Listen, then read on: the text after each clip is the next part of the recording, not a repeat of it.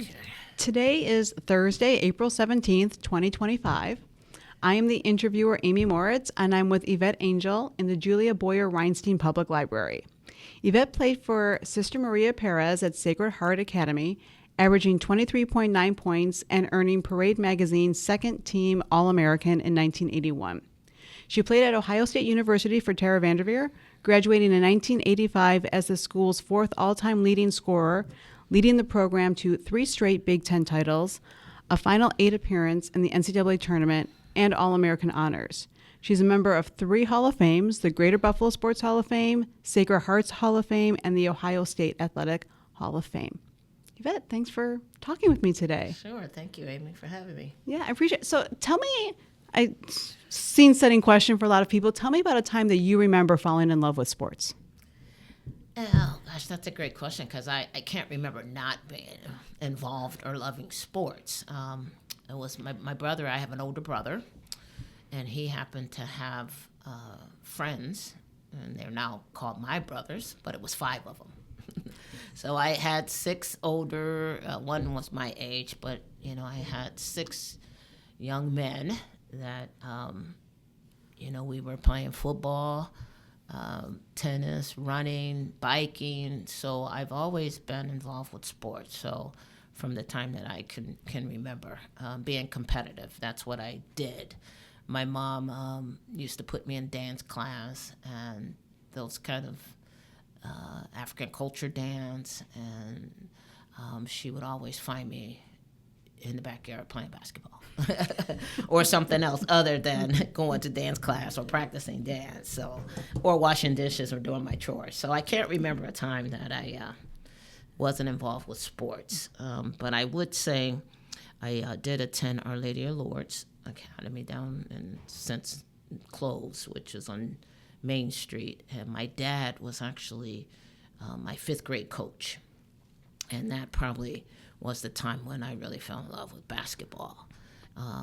He was patient, and we had fun, and I enjoyed the time with my dad. And so I would say that probably was the commitment at that time, too, that I fell in love with basketball. And also, around the same time, Nadia Comaneci was in the Olympics. She was like 13 or 14, and I believe I was at the same age. And she was a gymnast and had just received the first perfect score ever. And so when I saw her doing that at that age, I really it resonated with me in saying that I can do that. And that kind of was the fire that I had to make the Olympics, and to also make a better life and get out of the inner city and things like that. So that was one of the big impacts for me in sports. So you mentioned your father, coaching you. Mm-hmm. Was there anything else about basketball, with all the other things that they were doing, that basketball, you're like, this was that you kind of, when it clicked, and you're like, you knew that was what it was you wanted to do? Yeah, I think there was a certain level of peace and comfort that I enjoyed practicing by myself, playing with other people, and just competing and having the wins and losses, or keeping the score against other people and playgrounds. There wasn't a lot of organized activity. I would say Delaware Park was a big place where I did spend a lot of time. But I think it really was getting better, that concept of getting better and doing things on my own, where I found a great deal of peace and comfort from whatever was going on in life at the time. You mentioned Delaware Park, and you played organized ball, but did you also play playground ball? And what was that? And what was that like? Oh my goodness, I think that's foundationally is what drove us and got us better. Not just me, but other people in the community during the time. Delaware Park, the boys challenged us. There was the main court where we weren't on that court so much, but we could always find a game. And then also with the track, being able to run around the park, it was a routine to me. And there were people within the community that influenced all of that, the running. Someone I ran with, one of my friend's dad, and he showed us how to run and the importance of the distance running. So that foundation was set by running around Delaware Park. And then I would play at Delaware Park, right? And then I would practice in the morning during the summers at the Dope Street Park by myself. So, it was just the community and the access to resources like Delaware Park and Sheila Park and things like that. Were there a lot of other girls playing at that time? I would say no, not so much. Later on we did have the Randy Smith League, and Empire State Games was a big impact.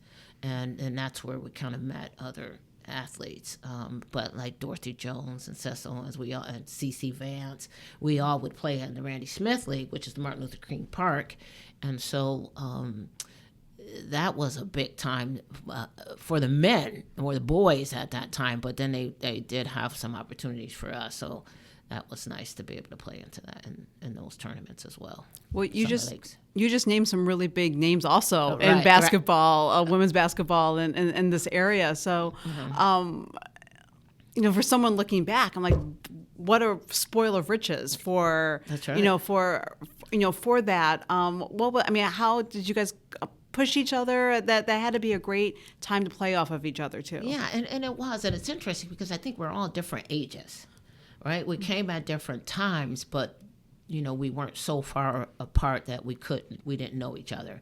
And, you have individuals in the community that would get involved and see the talent and want to bring you guys all together, either to play together or compete with each other. It wasn't a lot of AAU or travel ball, but it was just in the community and playing our Randy Smith League and competing against each other or with each other. And Val Mosley and Empire State Games, I think, is one of the big things that I remember the most, is being a part of that and having everybody come up and be a part of that, be a part of the Empire Games. What was it like going from playing Delaware Park and all the park leagues and the pickup ball to then playing high school ball or Empire State ball or something that's more organized? Right. Yeah. I think because of my commitment and being willing to spend extra time working on the fundamentals, because that was important. My dad told me it was important. I had another coach, and I wish I can find him and find his name, talk about fundamentals. I spent a lot of time doing that. And then I have to say my coaches were very fundamental.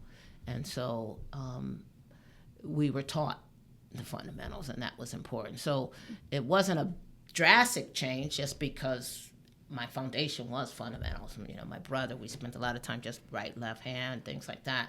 And so I think that made the difference in being able to make that adjustment, from city ball and playing, and going to Sister Maria and Empire State Games because our coaches were fundamentally sound as well, or taught fundamentals. So you grew up in the city, right? I did. You grew up in the city, inner city. I grew up on the east side, off of on Bissell Street between Ferry and Genesee. Okay. Yeah. So now tell me about ending up at Sacred Heart. Well, my first year, I actually went to Mount St. Joseph's, which is on Main Street. We should have indicated that earlier. So Mount St. Joseph's was on Main Street, and there was talk of it closing. And so my mom was big on us getting a good education. My brother went to Bishop Turner, and I went to Mount St. Joseph. But there was a talk that it was going to be closing. And so we did some research, and Sacred Heart had a strong basketball program prior to me getting there also, so they were very successful, and so that's how I ended up at Sacred Heart. So I went to Sacred Heart for 3 years, and entered a team that was undefeated, hadn't lost any games, and so that continued throughout my high school career as well with Sister Maria. So what was it like playing for Sister Maria? I'm sure you've been asked that question a million times. Yeah, Sister Maria, she's a firecracker, I'm sure you hear that a lot about Sister Maria, but she had a philosophy that our practices should be harder than the games. And because we were a dominant team, our practices were harder than the games. And I think, again, from the foundational, I really respect Sister Maria, how she worked us hard. I embrace that. I embrace the firm discipline, that how she ran her program. And we got along, and there was no I in team. It was all about us collectively coming together. And I think that was a testament to Sister Maria's philosophy and approach to the game of basketball. You mentioned undefeated teams that you were on. What were those games like then, after those really hard practices? Right. Well, I think we dominated many of the teams, and Holy Angels, Tony Webb came up, and I think those are probably one of our more competitive games. At the time, also, I don't think we just had Mount Senior. We didn't play outside of the Catholic school leagues. I could be wrong, but we didn't play outside those leagues. So we did dominate a lot of the teams, but people in those teams were competitive. We got everybody's best games. Let's say that, right? And so we couldn't take nights off. So it's a nice small gym we had at Sacred Heart. It was a nice small gym, and the crowd, the school participation and the support was very good. So it was fun. I'd say it was fun and times to remember. Even though Sacred Heart dominated the Catholic League, there were a lot. I mean, girls basketball at the all-girls Catholic high schools, that was something, right? Absolutely. Can you talk about that culture a little bit, and what that was like, and that so much support for girls basketball at the time, where maybe it wasn't getting it in the public schools as much? That's right. Yeah, I think that because of the small schools, smaller size schools, lends itself to greater participation and energy towards that. I bust into Sacred Heart from the inner city, so beyond that, atmosphere, I wasn't around it a lot, but I think that energy kind of drives you, right, to play better, to perform, to commit, right, accountability, and to the school, not only to just the basketball team, but to the school as well. And I think you saw that loyalty and that school spirit that, you see in a smaller kind of atmosphere or setting. And I saw that even when I came back home and was working at Sacred Heart, where, kids were talking about academics and people were talking about the games and, the poster boards and things like that. And that's the same thing that we had, when I was playing there, and you'll see that at other schools as well. Mm-hmm. You mentioned you bust in from the city to Sacred Heart. Correct. Predominantly white space. Correct. So what was that experience like as a black female athlete, black student athlete coming into that space? Absolutely. And that carried on even to college to a certain degree, right? Mm-hmm. And even in society. I'm reading a book now called Blink, and that's the power of thinking without thinking. And it talks about our unconscious decisions that we make and beliefs that we have. So as a black athlete, I felt one way, but as a black female, I felt another. And I say that only because, when we look at the term black and we look at the term white, that means different things for all of us, right? And it really stems from our unconscious thoughts or what's been told and shown to us. And so being a black athlete, I think it lends itself to more smiles and more, embracement, right? You're embraced more in the community. You're embraced more in the school itself because you are an athlete. You're in the news. You're getting articles, and you're popular. Let's say that. However, I quickly realized when basketball was over, even graduating from Iowa State, and the lights were off, I was just a black female, and the attention was gone. And so it was a little different there, and so that's something that we always were raised to. We could accomplish anything, right? Or we can do anything, and no one's better than the other. And I took that into my high school and my basketball career, and the differences of people and personalities and being able to get along is the whole concept of being able to work together with others. And so that environment, I have great friends and, of all different races and cultures. So I embrace that as well. And I enjoyed my experience and blessed that I had the experiences. And I'm sure that those experiences have helped me in my career and my life beyond the court. Mm-hmm. That's great. And you mentioned at Ohio State too. Correct. So tell me about how you end up at Ohio State.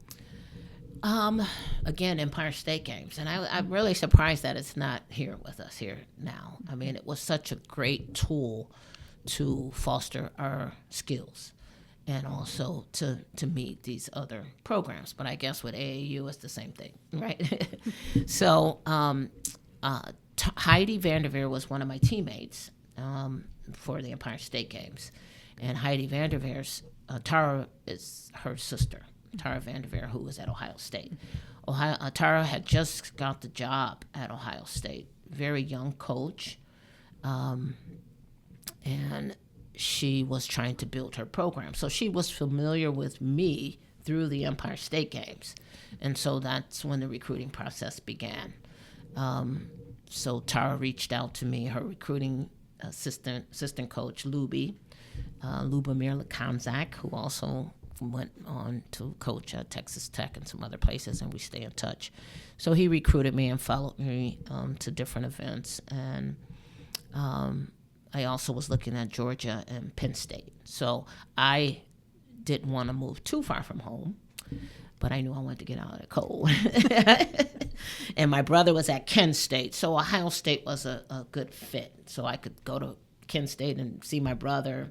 My uncle lived in Ohio, and he worked for Greyhound, so we were able to get home. So and so it was close enough for my mom and my dad to get to as well. So it was just a good fit. And being on campus, I wanted to go someplace where I was going to play, and that I was also going to be able to impact the program. And I could say that we did that too as well. So.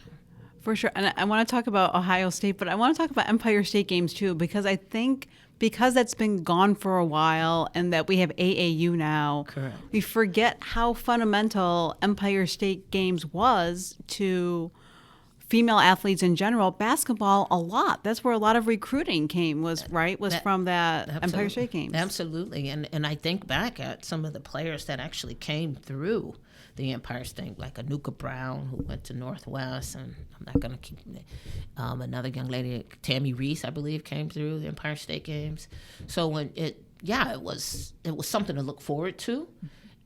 It occupied us as far as getting us out of our communities or whatever, and then also traveling. We had the opportunity to travel, but again, just meeting people from different, just outside of Buffalo, right? Or just traveling up to Batavia seemed like so far away during that time, but just traveling to practice, and the coaches that we had, they were from Rochester, and then also we had Mike Ripple, that's also at Canisius. So yeah, it was just a great time to hear different voices and to see how different people do things. And I'm blessed and was really thankful for that opportunity. So did you guys play? So you would have a tryout, right, for the team? Correct. Yes. And then did you play before the actual state games? Did you guys play any tournaments before that, or were you just practicing and then go to the games? Just practice. Okay. Yeah, just practice, and then we would go to the games. Mm-hmm. And it was in Syracuse for many years. Mm-hmm. I had family there, so the family would come, and so it was just a great opportunity. And and we were kids, and we did kid things too, right? It wasn't like we didn't take it serious. We enjoyed ourselves and still talk about those memories with like Cara and stuff like that. So we had some good memories. So thanks in part to Empire State Games, you get recruited, to Ohio State. First of all, what was it like to play for Tara VanDerveer at the very, very beginning of her? We wouldn't know then what we know now about her career, but Right, yeah. when she was starting. Yeah, again, I have to say I have had great coaches, right? And she is another one of those. And very similar style to Sister Maria, right? No I in team, there's no superstars. The scoring was balanced. She recruited we were her first recruiting class. And our class is so close. And we still stay together. I was just supposed to be in Ohio this past weekend and had a family emergency. So we're very close. We stuck together during the process. We were accountable to each other. Tara, she was a disciplinarian, structured, but you knew what she wanted. Right, she was very clear as far as communicating what our roles were. She was big on your role. Good shot, bad shot. That's not your shot, right? And so she communicated well with me from a point guard perspective. So game plan wise, she would come and talk to me before the game, and I would kind of be in her head. I was an extension of the coach, is what she would always say. So we really, really grew to be leaders. My four teammates that were in my recruiting class, we grew to be very big leaders for Tara. And when we graduated, that's when she left for Stanford. So it was a great experience. I stay in touch with Tara for that same reason, right? She just impacted my life and guided us in a way, not just on the court, but off the court as well. And you were playing college basketball at a time of transition for women's basketball from AIAW to NCAA, and correct. So that early '80s period. Did you? And I don't know Ohio State's background, but as far as support, financial support, practice times, all of that stuff that goes into like a women's program, what did you notice in your time at Ohio State, or was that something that like Tara and coaching staff really kind of took care for you guys? Oh no, that's a great question actually too, because you have to have advocates for you, right? You have to have people fighting for you, and Miss Phyllis Bailey, who we just lost probably a few years ago, who was an athletic director there. Title IX was a big factor and change for us. And yeah, we fought for practice times. There was facilities though, and whatever that was, Tara did work it out. I don't think we had problems with getting practice time. A lot of bus time, flights, and Sundays missing class. In the Big Ten, we were playing Friday, Sunday games. So we would leave sometime on Thursdays, So we did miss some school, but they worked in study halls, and the professors were cooperative with making sure we had our materials. But Title IX, we didn't have a lot of people in the stands, right? We would come out and you could hear a pin drop or whatever, But during my time there, I think Tara and some of the other coaches, many of them are still around, embraced Title IX and felt that it was time to make a change. And so Vivian Stringer from Iowa, Ohio State and Iowa played in the first ever sold-out game, which was at Iowa, and Tara brought in psychologists just so we could handle it, because we hadn't been used to it, right? We would walk out and have, very few people in the stands. So it was shortly after that we did have more people come in. And now when you go back, and I went there in February, it's tons of people in the gym and in the arena, and it's great to see, so, yeah. What was it like playing in that first sold-out game? Because kudos to Tara understanding that this is nothing you've experienced before. Right. So absolutely. And it was different. It was different. Like I would come out before games and, do my form shooting. Nobody's there, blah, blah, blah. Dribble around the gym, had a routine. but there were people there that, at that time, it's kind of like, it takes you aback at first, right? And the energy in the room, the fire marshals were there because it was sold out and oversold out. And the energy that the amount of people gave us, right? It was a very good game. They had a young, strong freshman, and I believe we were either juniors or seniors at the time. And she was a guard, I was a guard, so it was really the hype between the two of us was significant. We did win the game, but the energy that was in the building was contagious, and we played a little nervous at first, just came out. I fouled out, I think, that game as well. So, so the energy was there, and the anticipation and all those things that come with being a pioneer or something new to us. And then take me through post-college. I know you played overseas, right? Did you coach a little bit? I guess take me a little bit through basketball post-Ohio State. Okay, so graduated in 85, January of 85, and I went overseas and I played in Spain. And I played just for a season. It was a little too far and complications with money and, being away from home. And so after I played for a season in Spain, I came back and became a graduate assistant at Michigan State University. And at the time, that graduate assistant afforded me to get my master's degree. So I was studying and taking classes and being a part of the staff at Michigan State, which was an adjustment, coming from a player to trying to, being a coach. But I got a chance to run and play, and it was great, and recruit a little bit. And make copies and stuff like that. And so from Michigan State, I went to Notre Dame. And I was at Michigan State for 2 years. And then I went to Notre Dame and was there for a year with Muffin McGraw. She was new also to her program. And from Philly, and really feisty, competitive guard. And we played and coached and recruited that way. So I had a year there.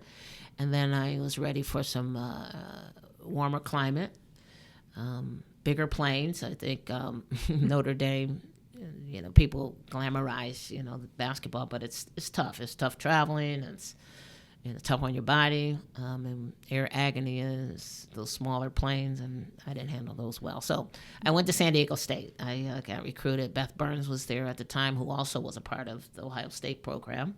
At some point, she was a graduate assistant at Ohio State. So she got the head coaching job at San Diego State, and I was an assistant coach there for her.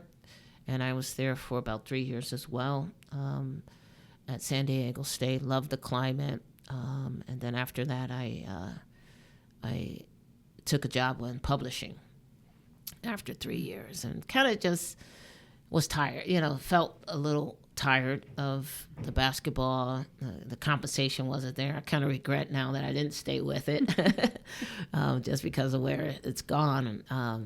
But I took a publishing position, and then I ended up coaching on the high school level for 3 years. I won 2 state championships and with Bishop Montgomery. And so I couldn't get away from the coaching side of thing. And also at that time, when I went to Sacramento when the league came out, when the W, they call it now, the WNBA came, and there was another league. Is it the ABL? ABL, I was going to say ABL. So ABL had a team in Long Beach. So I tried out for Long Beach, and then I tried out for Sacramento because Heidi was on staff there. Heidi VanDerveer was on staff at Sacramento. And then Mary, I'm drawing a blank on her name. Mary was also a coach at Wisconsin. So she was familiar with me as well. So I tried out there, and I made the team at the WNBA as a walk-on, and made the team also for the ABL. I decided to go with WNBA, luckily, because the ABL folded. So I played for a year at Sacramento, and then I ended up coaching a year. So I was a walk-on. One of the key players, Ruthie Bolton, got hurt. And then I ended up becoming a starter. I started, and then they let me go. And it was a roller coaster year like that, right? And it's only a 3-month season. So I was a walk-on, I was a starter, and then I was not playing at all. And then I ended up they asked me to be a coach. So I finished my first season as a coach, and then I came on board as an assistant coach my second year. They were kind of getting rid of coaches quite a bit, during that second season. So I think Heidi lost her job, and so then I went back to my publishing position, which I just took a leave just because I wanted to make a team and give it a try. And so that's my coaching career. So first I want to talk about Spain for just a moment. You played there 1 year. I'm wondering, that would have been like 1985, 1986, right? 86, correct.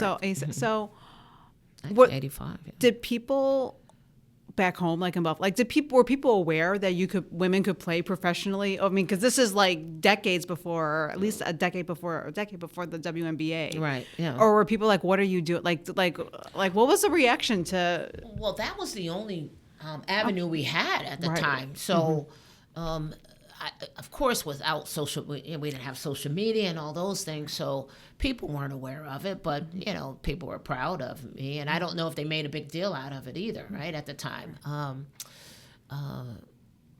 Family-wise, Mom encouraged me and things like that, but for the most part, there was no hoopla about me going overseas, no concern, or nobody knew about it or whatever. So, yeah, I don't think that.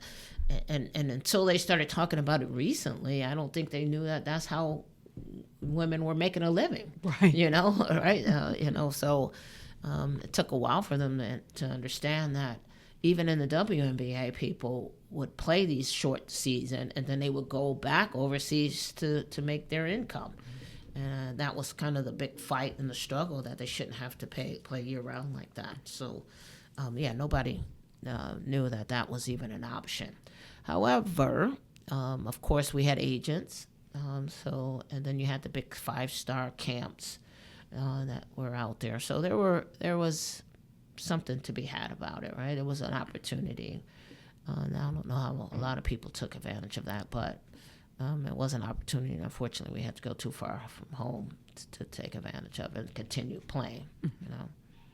So then when the W comes around, you do have two seasons with it at the very, very beginning. Right. What was the atmosphere like? What was the culture like around?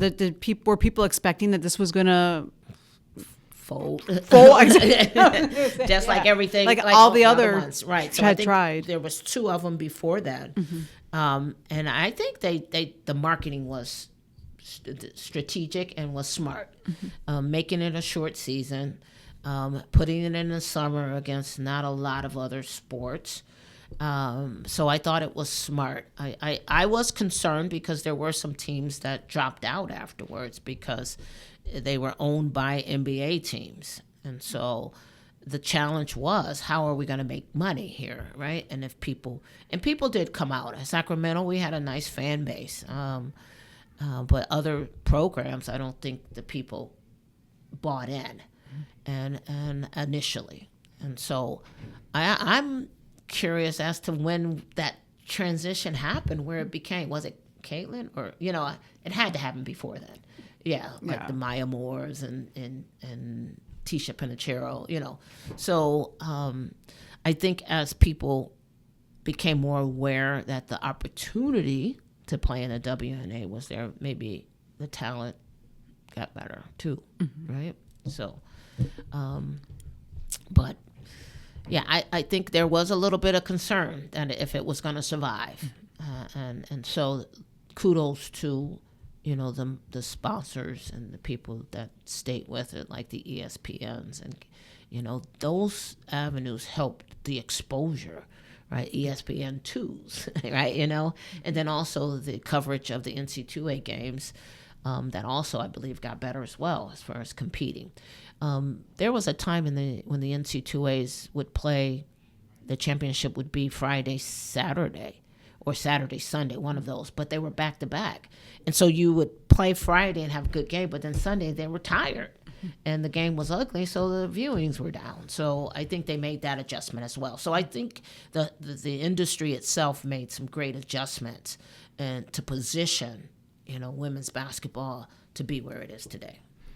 When you see where women's basketball is today, both WNBA, NCAA, even high school players, right? Correct. like, do you got a big smile on your face right now? Like, what do you think of where it is now when you were in on the ground floor of a lot of Absolutely. And I'm happy. But I get a little, I don't want to say resentful because I wish we had it, but a lot of people take it for granted, right? Mm-hmm. And the accountability and what it really takes to get there, they lose sight of it. I mean, I went back to Ohio State to visit, and the facilities and the things that these young ladies have now because of Title IX, right? And that equity that, they should have. You have to work for that. You have to continue to build and work hard and be accountable. And we're losing. I don't want to lose that, right? And I think that's some of the frustration, that entitlement or that, lack of accountability or commitment, kind of that ability to enter a portal and switch whenever you want to switch, right? And as a coach, I, spent so many years recruiting a kid. And to have a kid come to my school and then the next year say that they're going to and enter the portal and gone, that would be devastating for me. And I think a lot of coaches, like Tara probably in particular, she hasn't said this to me, but I'm sure that may be a reason why she left the game as well. It's a different game. Yeah. Totally different, right? Mm-hmm. Building teams and for a season, not for a cycle. Exactly. Yeah, exactly. And that's kind of, as I mentioned at the beginning of the conversation, is that it was the foundation of us growing and understanding the fundamental and understanding the philosophy of a coach and the personality of the coach and of the team. And that is all about, that's the pride and the fun in getting from A to B, right? From when, coming in as a freshman and winning championships, coming together and working hard together. And kudos to Connecticut, because I think his kids generally stay, so that's kind of how I feel about it now. Well, and, you played for coaches too who were disciplinarians, right? And demanded a lot. And I'm sure that every day was not like, I'm so glad that coach is tough on me today, that's right? So, but on the other side of that, you knew kind of going through that was important for your development as a player and probably as a person as well. Absolutely, right? Because, it will end at some point. So these are qualities that I was able to learn and push through, tough times, right? And so that is a testament to the coaches and being able to do it the way they did it. Where did you find the most support? I would say my biggest support probably was my family, and my brother, who wants to take all the credit. Right, I'll give it to him. Right, so from family and probably the community. Like I said, there's a guy that I wish I can find and call his name, because I thought he would spend time, working on my shot. He had the ugliest shot, but he would spend time with me in my backyard and with us, the girls in the community, and take us places and get on our bikes with us, so. I would say the community and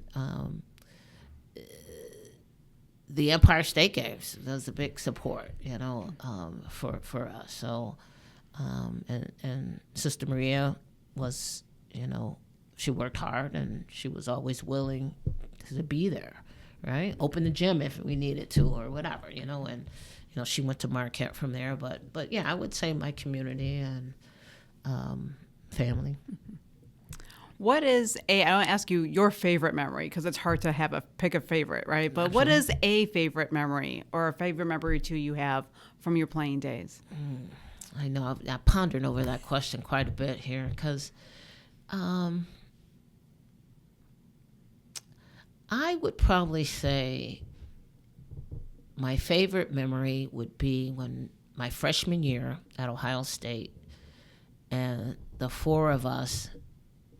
My birthday's October 15th, which is always the beginning of conditioning basketball season. And we were on the track quite a bit. I thought I got a scholarship for track when I first got there. And the four of us made it through conditioning, and we were sitting down at a restaurant, and we just kind of congratulated ourselves in making it through conditioning, right? So that was one of the our fondest memory, because we still are together. I mean, we still support each other, we still see each other, and meeting those young ladies, and having that bond with that class. Teresa, Kristen, and Carla. Kristen Watt, Teresa Bush Wiper, she's married, and Carla Chapman. So having that bond with those young ladies and getting through all the experiences we had at Ohio State. Yeah, so that was one of my favorites. And I can give you another one too. Actually, I went to the McDonald's All-American game, and it's not a happy one, but I played against a real strong player. She was a guard, and she put a move on me, and I fell, and broke my ankles essentially, right? And Luby was there, one of the recruiting coaches, but that whole concept of thinking that I had arrived, but yet knowing I had more work to do. I got my jump rope out, and that kind of took it to another level as well. So that was a significant memory in my career too. That moment when you're like, oh, you get that humbled, yeah, and then makes you hungrier to. Absolutely, yeah. So I'm not there. I haven't arrived, right? And sometimes we need that, and you have to receive it too. So that self-actualization. So that really gave me an opportunity to reevaluate things and see what I needed to do. So. Great. And final question for you. So what's something that people either take for granted or forget about when it comes to the history of women playing in Buffalo? Absolutely. I think that many take for granted the rich history that we do have of women athletes that have come through Buffalo and are still here to a certain degree. We need to talk about that a little bit more and recognize that, especially in our younger players. I don't think there's enough of a platform for that. And also, I think that what is available out there now, and I don't know if we take advantage of it all, right? As far as when AAU has come, it's here, right? But it's not the all, right? And I think that is taken for granted. And to me, I say you pay to play, but are you really learning? I coached on the high school level, and I felt that people compared what a student did on the AAU level, and they expected that same success or talent things that they can get away with on the AAU level but can't do in a game. And I say that because when you're in your high school, people can recruit, they can scout, not recruit, they can scout you, so they know your tendencies. You have fouls, AAU, you don't even foul out in many cases, right? So you get bad habits, and fundamentally, we're not paying attention to the fundamentals as much as we are paying just playing and traveling and things like that. So I think it's important to be fundamentally sound, and we need to teach our kids at an early age the fundamentals, and we need to continue to hone on those fundamentals throughout their careers, and I think that's not happening.